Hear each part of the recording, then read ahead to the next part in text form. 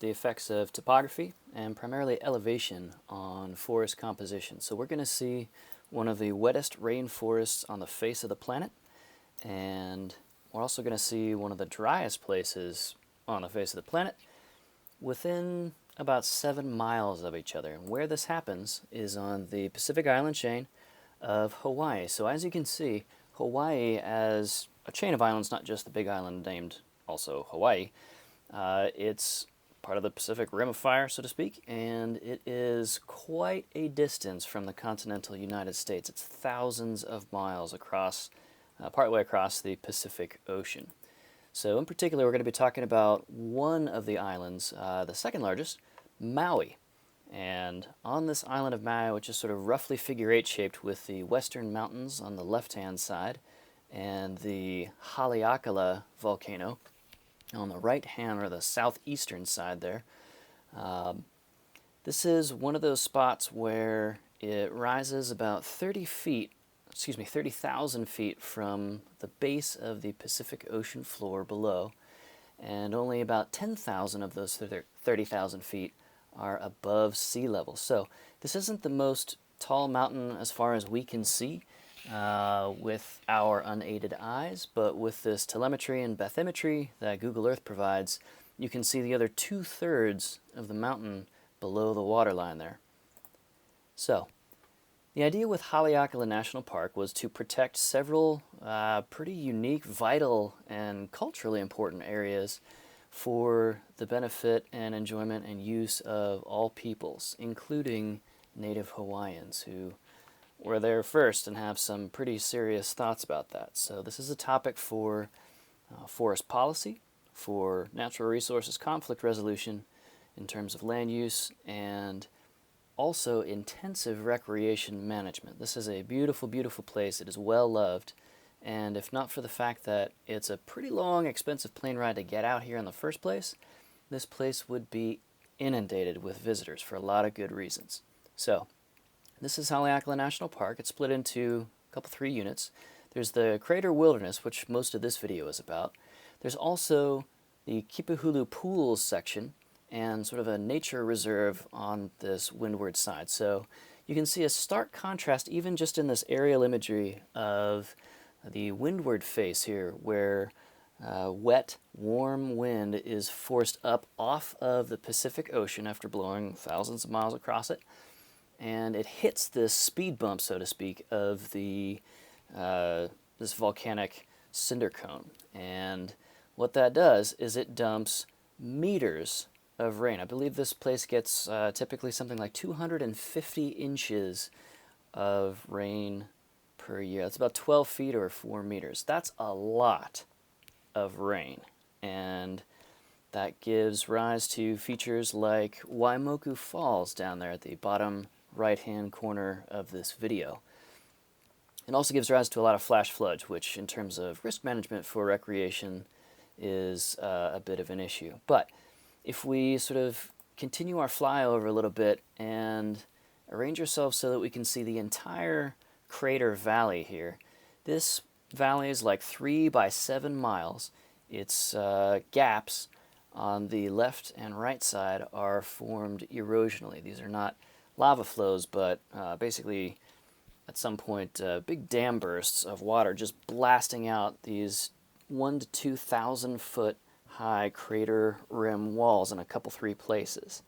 So that was quite an event when that happened. But those crater walls create what's called a rain shadow effect. So the warm, wet, extremely humid air of the Pacific winds hits this effective speed bump, dumps a whole bunch of water on the wet side or the windward side of this mountain range, and then that leaves nothing left for the very dry side around Halua Cabin and places a little bit further on. So this is a wilderness enclave. The valley floor of the crater is a federally designated wilderness area, but there are a couple of structures here. So we've got one given over for visitors and one for backcountry management and wildlife habitat monitoring use by National Park Service staff and others. So enclaves are spots that were pre-existing when a wilderness was first created and are allowed to, in some cases, remain for administrative purposes or historic preservation purposes or recreation use. So it is not clear or fair to say that wilderness means the exclusion of all structures. A trail, in a sense, is a built structure. But buildings can be included if they were predating the designation of this place as wilderness as early as 1964 when we got the United States Wilderness Preservation Act. But on the dry side, we have sort of classical cinder cone geology, and this looks like the surface of Mars because Mars is extremely dry. Its water boiled off a very long time ago. It's thin atmosphere. And for us here, it's much the same. So there are very, very few plants that can survive here, and a couple of these little white spots that you can see in a few areas around the dry side are actually a native plant called the Mauna Kea silversword, or ahina hina in native Hawaiian. So a lot of these little white spots here that you can see up at Red Hill, which is a very, very popular sunrise viewing spot. So here we are looking east at Red Hill at about 10,000 feet elevation, and the sunrises are amazing. So now we're looking east, sort of into the wind blowing into our faces that has previously dumped a whole bunch of water. And if there are any clouds left, those clouds come up over the far side rim lip that you can see there off in the distance out beyond Pu'unaue. And it is gorgeous. The sun will underlight those clouds and then just sort of peek up over them. And it looks like you're on an island on the island with the crater rim peeking up sort of this thin, wispy layer of clouds and you up above that. Very, very beautiful spot, very popular. People drive hours, starting at about midnight, to catch the sunrise as early as like 4 in the morning, depending on what time of year you are here. But in order to do that, they're walking around on a whole bunch of silver swords, which are extremely, extremely endangered. At one point, late 1800s, early 1900s, we got down to, I believe, a few individuals left in the wild, and so this has been a major, major intensive repatriation and rehabilitation effort for many, many years by many people. But folks heading out to see the sunrise, it's the middle of the night, they're kind of groggy, they'll step on these plants and cause tremendous damage without even typically realizing it. So that's a recreation management and conservation issue. Cinder, as a forest soil type, is basically like sand, but more corrosive, or abrasive, technically. So you can see on these cinder descent trail switchbacks going down from the Haleakala Visitor Center right up at the rim, dropping on down. If we zoom in a little bit, we'll be able to see a whole bunch of erosional effects caused by, specifically, the trail construction. And relative to the amount of soil material that natural erosion processes have transported out of the crater and down the slopes into the Pacific, this is a vanishingly small, this is a rounding error amount of soil transport. But where this trail superimposes with ahina hina territory or habitat, and a bunch of these little white dots you can see on the screen here are exactly that. The soil is very sort of brown-gray. It's ash, it's cinder.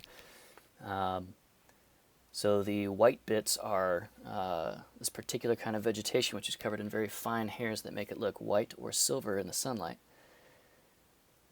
The soil erosion brought by the trail is a much faster, more localized and targeted kind of erosion. We build trails in very specific places, so we have to take extreme care to make sure that those places don't overlap with fragile habitat or extremely endangered species. And at the bottom of this hike, there's this wide open area. There's no cover. And so everybody hiking down from the visitor center needs to use the restroom about this time, about 2 hours into their hike. And it is, it's called the pea bush. It's colloquially referred to by veteran visitors of the park in that way. And it smells, even from a distance of meters and meters, a very sharp ammonia smell.